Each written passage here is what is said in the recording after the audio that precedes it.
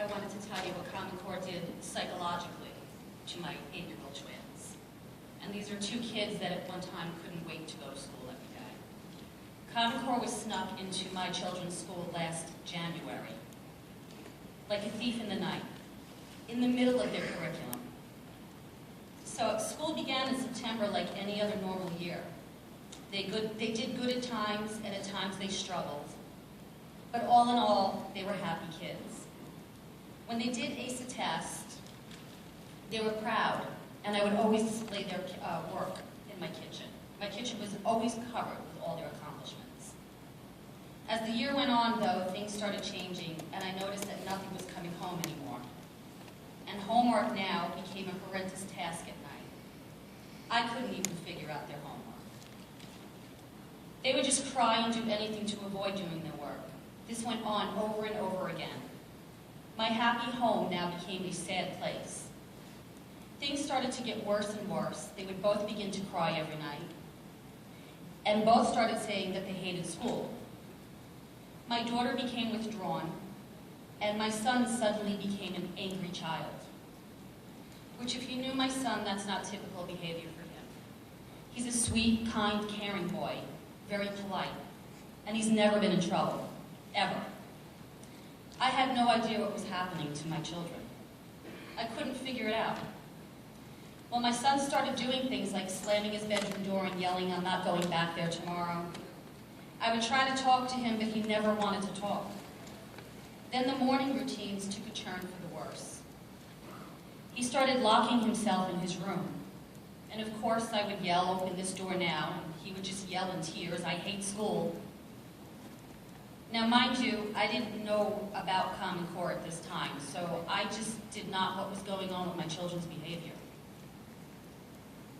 I would eventually get him to open the door, and he would just be bawling until his eyes were swollen shut and his face was beet red. I couldn't possibly put this child on the bus like this, so it became routine now for me to drive both my kids in. And my daughter also began to cry about going to school. This was very difficult for me. I would get to the school, and with a little bribery, I would get my daughter to go in, whereas my son refused to get out of the car. And he would lock his hands around my seat, like this, and hold on for dear life, and scream at me, "I'm not going."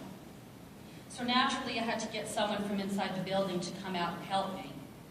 When he saw me walking over with an administrator, he would jump into the back hatch of my car. We'd try to convince him to get out and that everything was going to be okay. I had to beg him, but he wasn't having it. When we got him out, 15 minutes later, he'd run into my arms sobbing. And I had to convince him that whatever was bothering him, that Mommy would make it all better. This continued over and over. I was so distraught, and I felt so helpless.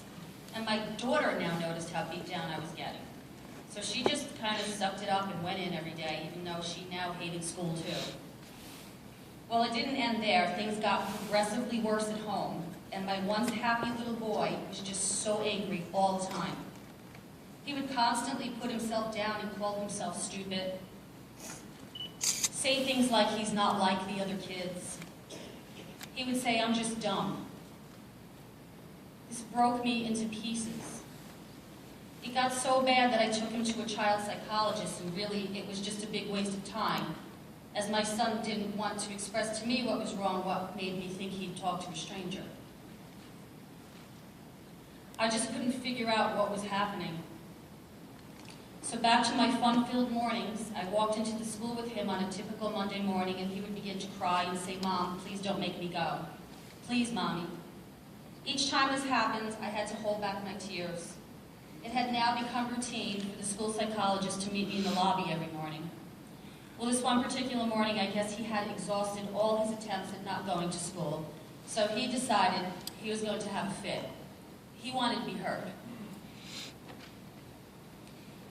He tried one last time crying and saying, "I'm not going," and he ripped off his sweatshirt and he threw it on the floor. Then he threw his metal Spider-Man lunchbox across the concrete floor. And then he kicked off his sneakers. The school psychologist at this point asked me to leave the school quietly. as she led my son past me, hysterical crying, with no shoes on. As he cried out, "Mommy, please," I left there hysterical crying. What is happening? What is going on? When I got home, I received a phone call from a friend whom I shared my story with, and she asked me, "How are you going to get through these tests?" This was last year. I said, "What tests?" She said, "The state-mandated tests, they're in 2 days." She said, "You know, they're 70 minutes long for 6 days." I said, "What? There's no way I can put my son through this." She said, "Well, there's a forum tonight about it in Mount Sinai." I made sure I attended this forum because I needed to know what was in store for my kids. As I sat there, one of the speakers began to share her story about her son, and my jaw dropped as I was hearing about her son. And I remember thinking, this is what my son is doing. Oh my God, I'm not alone. That's when I became educated on Common Core, last April. I left there beside myself, and my head was spinning from what I had just heard. I now understood what my kids were being subjected to. I went home and cried myself to sleep, and the next morning I put my letters together for my twins to refuse the ELAs. I picked my kids up after they went in to refuse the ELAs for 6 days straight. And on the last day of refusing, I went to bring my twins back in. And I asked Mark to come with me, as bringing my son into the building was so stressful. It became too much to bear. Of course, my son started in, again, crying and begging and pleading to stay home with me. As we entered the building, he turned around and he ran out the front door. Mark immediately ran after him, as did I, because I was so scared for my son. And Mark yelled, "Jack, don't, you're going to get hit by a car." And my son's response, through all his tears, was, "I'd rather get hit by a car than go back into that building." He's 8 years old. No child should ever have to feel this way about school, a place he used to love. As we walked him back in, hysterical crying, the principal of my kid's school now approached me, Mark, and my son, and in front of administrators and my 8-year-old little boy, she stated that I should immediately take my son to a psychiatric ward. My response was, my son does not need a psychiatric ward, he's 8 years old. What my son needs is age-appropriate work. She replied by saying, "Your son can handle the work he's given." As if she knew my child better than me. Well, I said, "How are you going to handle this when parents find out about this abusive education scam? I think you'll be the one that will need a psychiatric ward." Needless to say, I signed him out the next morning, 2 months before school ended. My daughter now became a target for detention. She was sent 5 times in 1 week for the stupidest things. No recess for an 8-year-old. And it was April, it was beautiful out. She couldn't go outside and play. But she's such a strong little girl, she dealt with it all for her brother, because she knew these were her final days there. And she knew I was taking her and her brother away from this Common Core work. They're now both homeschooled. I've gotten my kids back the way they were before Common Core. Now, I would just like to say this, I'm still in this fight to get rid of Common Core.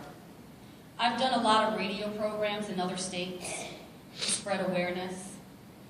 One was just recently where I had the privilege to speak with a clinical mental health therapist, Joan Landis.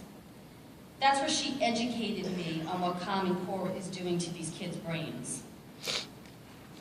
Now, I'm not a professional, and I know you are, and I'm wrong here in any way, you can correct me, but to learn what these standards and what these children are doing in the classroom, to really hear what it's doing to them in their brains, that's where the abuse comes in.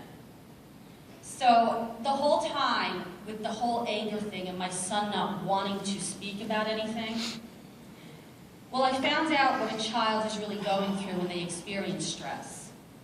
Because these standards are expecting children to analyze and argue points, and that part of their brain has not fully developed yet. It's impossible for these kids to be able to take on a task like that. And because they don't have the capacity to think like that, that's where the stress sets in. and it taps into their limbic system, where there is no capacity for speech. It just taps into the part of the brain that controls fear. There are damaging aspects asking children to perform mental tasks that their brain is not developmentally ready for. You see, the brain has many different ways of taking things in. Like, if I'm right, the auditory center, which is the area to memorize, like how they used to do math. Or the visual cortex for things like art and creativity. There's many parts to the brain, but Common Core is putting such narrow focus on only one part of the brain.